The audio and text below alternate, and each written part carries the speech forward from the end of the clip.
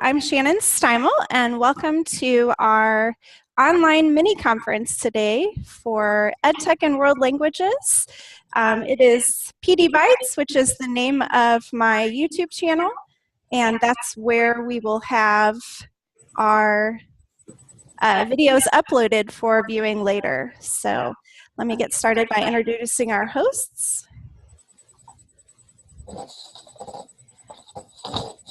So I am Shannon Steimel, Library Media Specialist and Tech Committee Chair at Live for Life Academy, which is a charter school in Soulard. And I'm happy that you all are here today. April, are you hearing feedback? Because I'm hearing a little feedback when I'm talking.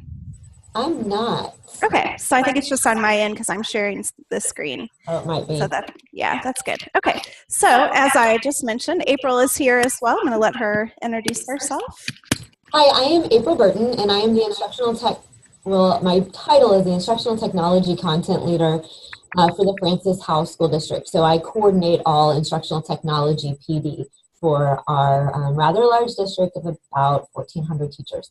But I'm also the World Language Content Leader, which means I work with the curriculum design for our world language teachers in the district. I was a French teacher I was in the classroom for 16 years as a French teacher. So that's kind of my background on why I also am the World Language Content Leader. Wonderful. I also have one of my colleagues here, and I'm going to let him introduce himself. Hey, I'm Yang. I am the Chinese Mandarin teacher at Live for Life Academy. I'm the co-worker of Ms. Steimel. Hey. So Yang and his colleagues in world languages are actually what prompted this little mini conference. So I'm excited. Today we'll be sharing 5 or 6 sessions to help all the world language teachers with incorporating some great technology into their classrooms. So our first session here today is to kick things off. And April is going to do that for us. Yeah, so I'm just going to kind of give an overview of technology and what it can do. And then as we go through, we'll learn from some other teachers as they're living this right now. But for me, being a French teacher for 15 years, and in I think a lot of school districts, the World Language Department is the last one to receive resources. So I found myself teaching with workbooks and textbooks that were 10 years old and getting just kind of in this routine where the kids' eyes were glazed over and we were just kind of bored. And so I realized that with technology, I could bring them to whatever area of the world we were studying. And so I became a flipped teacher just really to change my practice in order to spend that face time that I had with students that allowed us to not have to have me in front of the classroom, but that allowed us to spend our class periods together in deep conversation and really using the language in more applicable ways. So if you want to go ahead and flip the slide, Shannon. Sure. I have just some kind of tips and some things that I feel are really helpful for the world language classroom. And just these are some of my own experiences that helped to move my students to being really thrilled and excited about learning a language. I rarely had kids, except for test days, that would come in and like dragging their feet. We really had a very active, authentic classroom. So here's just some tips that I was going to kind of share out. The first bullet point I feel is the most important, and that is getting students to connect with people who speak that target language.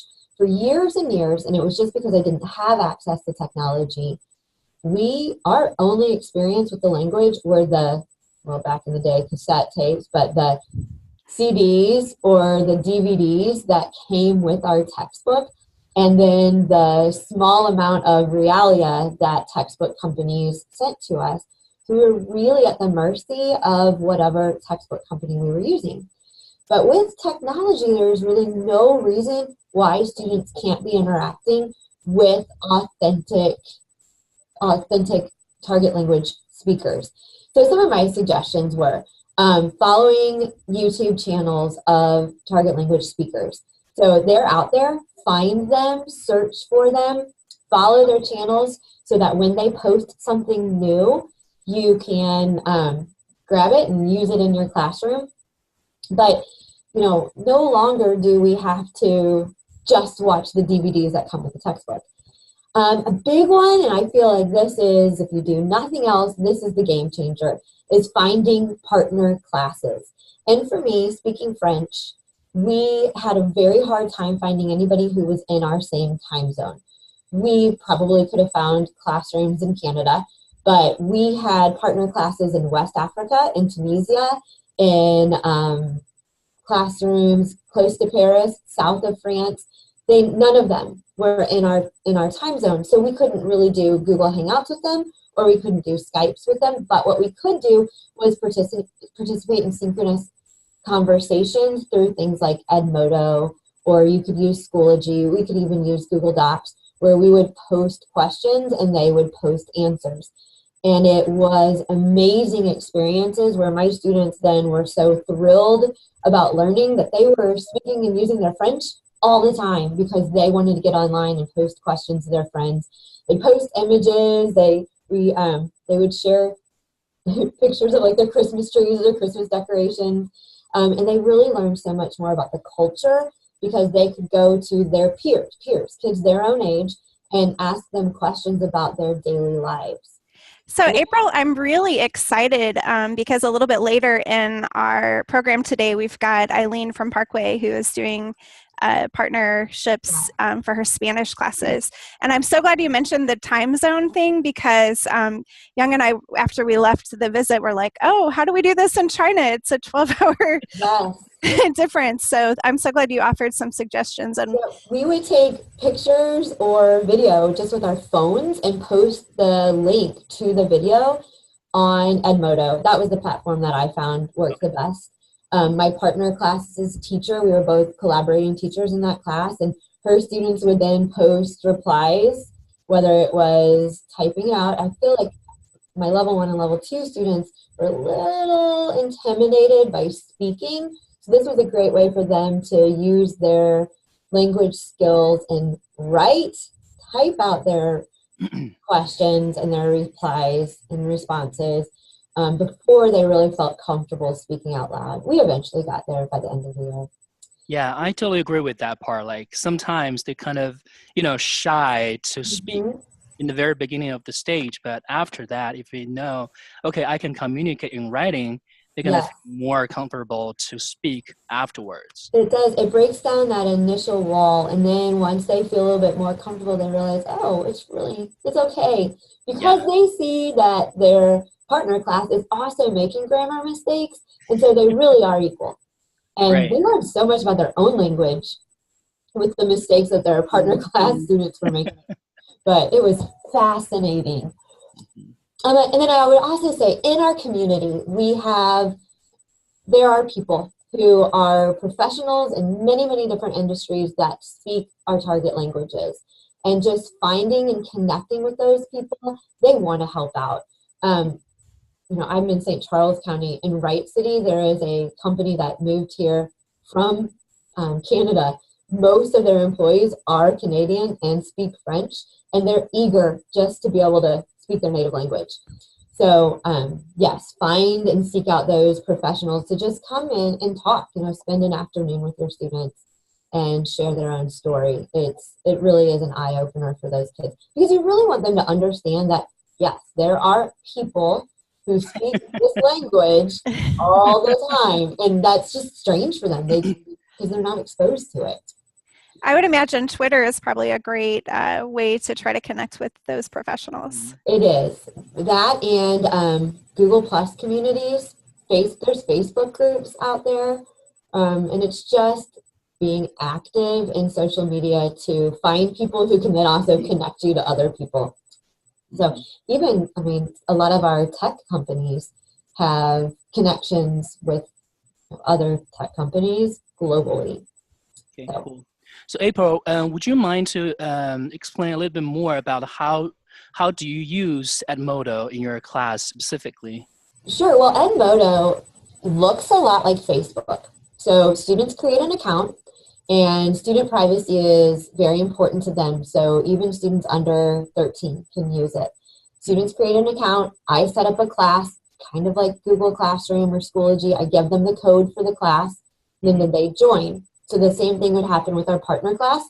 And usually when I first met my partner teacher, we would have to kind of give a little, like, meet up a little bit so I could give her a tutorial on this is how you do it. I would set her up also as a teacher. So she would create her account, and then I would add her as a teacher on our course.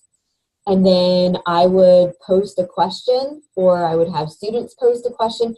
And usually the partner teacher and I would talk it over ahead of time. Like, right now, my students are learning about daily routine. So they're going to be asking a lot of questions about daily routine.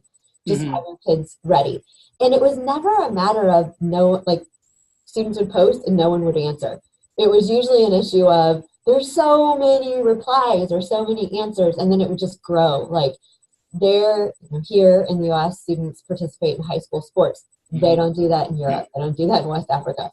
And so that was fascinating for our partner class to see how kids spend all day at school, and then they go to practice afterwards, and then they go to games, and how that was so very different. And different for our kids to know that all of the kids, their partner class, those kids would participate in sports for the community. So it was, just those little things that you don't really realize are culturally different. Yes, definitely. So you mean all your students and the partner school students, they should be in the same virtual classroom? Yes. Okay. That's what we did. And at one point in time, we had 3 different schools join one virtual classroom. We had over 200 people in that classroom, and it was just for fun. It was just, people would post like polls on there, like, what did you have for breakfast this morning? Or questions about movies or music. And it really opened them up culturally to things that we wouldn't have come across in the classroom. That's amazing. Thank you for sharing. It was fun. It was a lot of fun. Let's see how much time. I have about 5 minutes. So I'll just kind of quickly go through the rest of what I put in here. I also feel like in the world language classroom, because you're assessing so many different modes of communication, it's very challenging. I sometimes would have 31, 32 students in a class. So it would be very hard for me to make sure all of those students were getting it. And so doing as much virtually as you possibly can. I was a flip teacher. So in level 1 and level 2, most of my grammar was taught through video that the students watched at home. That was their initial interaction with it, was at home. And then I would continue making sure they got it once we were in class together. That meant that we could stay in the target language more when we're in that class period. So from bell to bell, we really tried to stay in the target language, and I wasn't having to teach the grammar, so I wasn't having to put as much English in there. I used a lot of online practice like Quizlet and Kia, so that repetition they had available to do anytime they wanted, and we didn't necessarily have to do that in class. And then online discussion boards made a huge difference just to get them to practice their word sentence structure, word order. Just post an online question, and they have the whole week to reply or ask another question. That really allowed them, even those shy kids who don't want to speak out loud, that really allowed them to get out of their comfort zone a little bit. And then formative assessment for like speaking assessments, to get them speaking, but in a non-intimidating way, we use Google Voice and then the audio recorder apps on their phones. So I would post a question, and then they would just all record on their phones in class, and then it would get sent to me, and so that I could give them some feedback later on how they were doing. So that kind of offered, and then they were all doing it at the same time. I could then kind of walk around and offer more assistance. So I was never just in front of the classroom all the time. So it really gave me the ability to touch and talk with each of my students. Do you feel like that added unduly to your grading load to have to go back and watch each of those videos? Yeah, that was tough. And a lot of times those were not my like summative assessments. Those were just like little formative assessments before we would do like a unit assessment or something. And so I wasn't really necessarily scoring, but I was giving feedback. Gotcha. And I used to use Audio Zoom, I think is what it's called, and now it's gone to a paid platform. And I would just jot some things down on like a little Post-it and give it back to the kids. This is what you need to work on before we do our summative assessment. It was just a way to get them talking, because that's sometimes so hard. Mm-hmm. Great. Mm-hmm. So may I know, so you've mentioned online discussion board. This is based on, this is like where you do this. So I used Schoology as my online hub. I always suggest that you have something as an online base to add links and add, links to Quizlet, flashcards, games, videos, whatever. And so I used Schoology, and then I also used my website, which I linked down below. And in Schoology, they have an online discussion board as an option to add in. And so I would pose a question, like, share your favorite thing to eat. And they would chime in, this is level 1 where they're just learning sentence structure and just basic vocabulary.